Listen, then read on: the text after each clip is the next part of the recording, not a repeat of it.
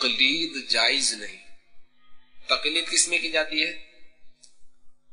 فروعیات میں کی جاتی ہے. یعنی اعمال جو ہوتے ہیں نا، نماز کے احکام ہو گئے، روزے کے احکام ہو گئے، غسل کے احکام ہوئے، وضو، نکاح، طلاق، حج، زکوٰۃ، اسی طرح معاملات، بیع و شراء، اجارہ وغیرہ وغیرہ. تقلید ان معاملات میں کی جاتی ہے، عقائد میں تقلید نہیں کی جاتی. تو جو عقائد کے جو اصول ہیں، بنیادی اصول ہیں، ان میں تقلید جائز نہیں ہے.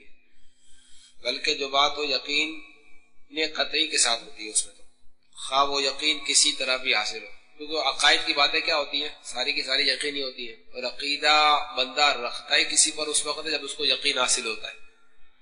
اور یہ یقین حاصل ہونے کا ذریعہ کیا ہوتا ہے؟ کوئی سا بھی ذریعہ ہو، خواہ کسی سے سن کر حاصل ہوا ہو، کتابیں پڑھ کر علماء اہل سنت کی حاصل ہوا ہو، وغیرہ وغیرہ.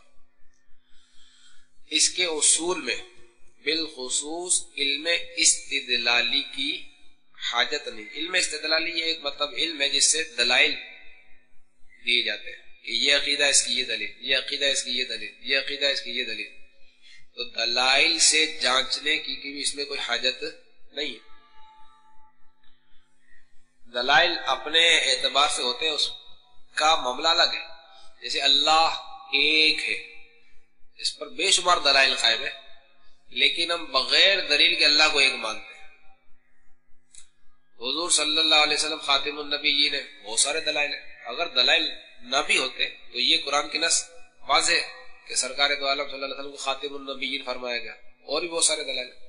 اس طرح عقائد کے معاملات میں دلائل اگرچہ ہے، لیکن علم استدلالی کی اس میں حاجت نہیں ہے. اصول عقائد میں علم استدلالی کی حاجت نہیں. یہ علماء حضرات کا منصب ہے، وہ دلائل سے بات کرتے ہو، جو انکار کرنے والا ہوتا ہے اس کو سمجھاتے ہیں دلائل دے کر.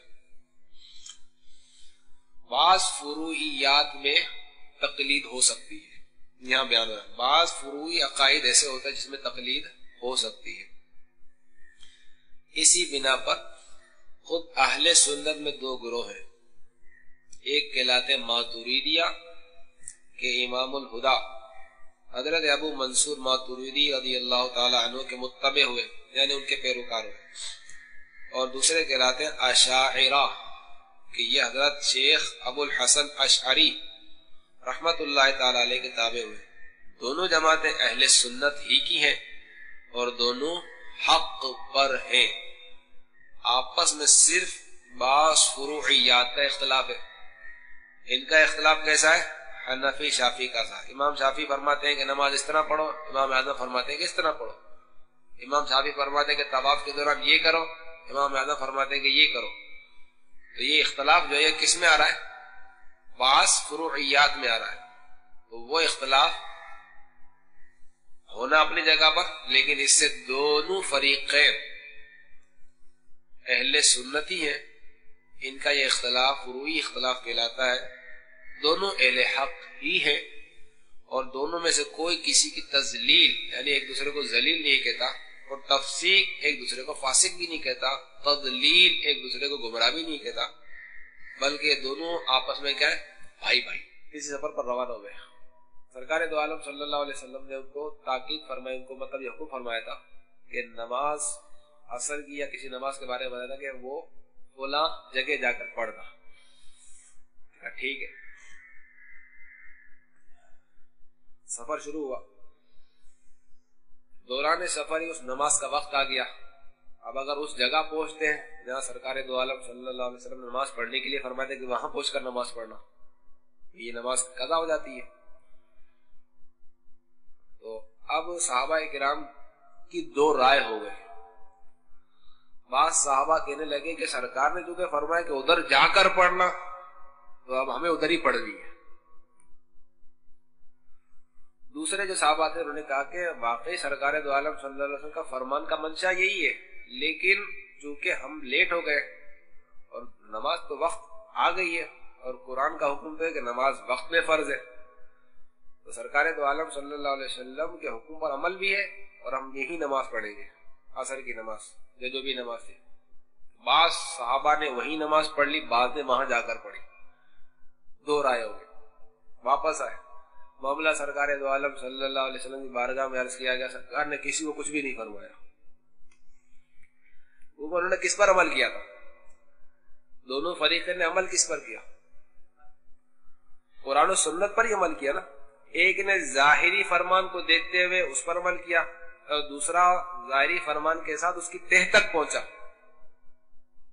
دوسرا اس کی تہ تک بھی پہنچ گیا کہ فرمان کا مقصد واقعی یہی تھا, لیکن ہم چونکہ لیٹ ہمیں یہی پڑھنی چاہیے, انہوں نے یہی پڑھ لی. تو دونوں میں سے کسی کو بھی حضور صلی اللہ علیہ وسلم نے ملامت نہیں کی, انکار نہیں فرمایا, کسی کو نہیں کہا. حالانکہ ایک کی نماز تو نہیں ہونی چاہیے نا, یہ نہیں فرمایا تم اپنی نماز لوٹاؤ.